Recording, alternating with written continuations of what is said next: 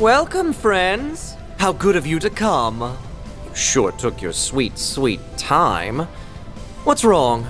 Lost your sense of urgency now that the countdown has stopped? Screw off. I've been looking forward to beating your ass. You're going to pay for everything you've done. You've hurt everyone here to some extent. Rosette and Fairy in particular. Melchior is a criminal of the highest order. He and Dantes have done much evil, and will likely go on to do more if we do not stop them in their tracks. I bet the destruction of Cray was your handiwork too. Even if you yourself didn't pull the trigger, you drafted the plan personally.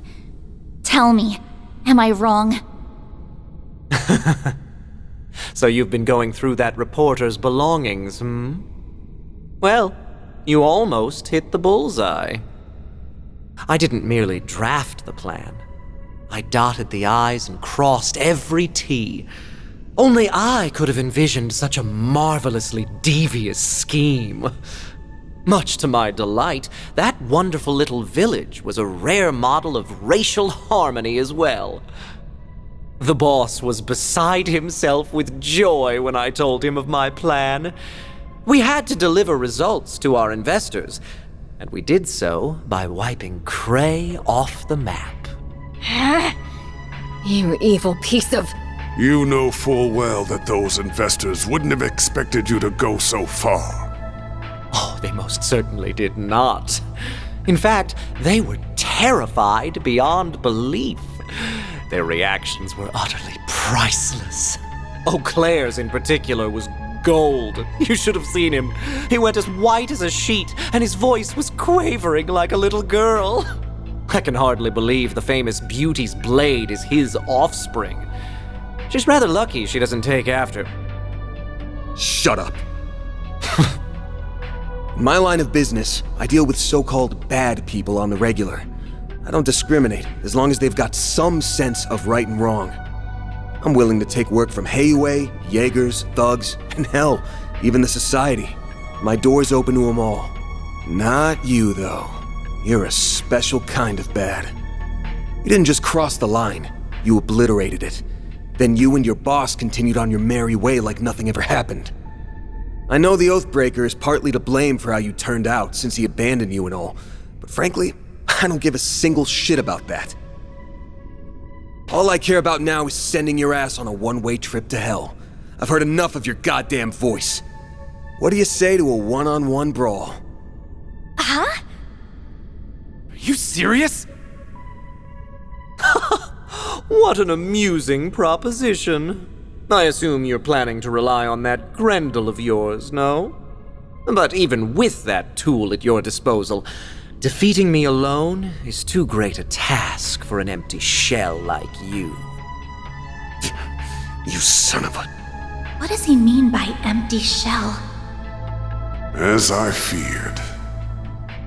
I may not be privy to the finer points of your relationship to the boss, but I stumbled upon a rather enlightening detail about that very subject.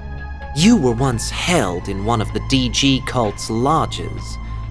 Couple that with the knowledge that the boss was one of its high priests, and it's easy to imagine what exactly went down between you two.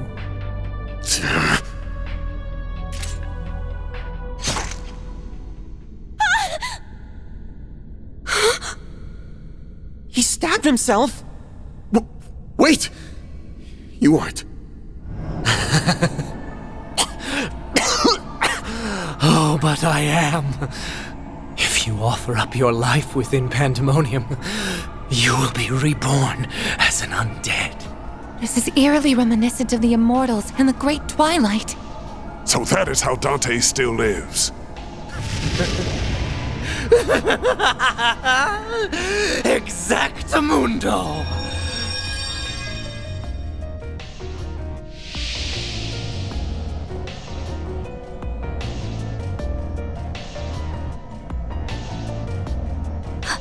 What in the world are those markings?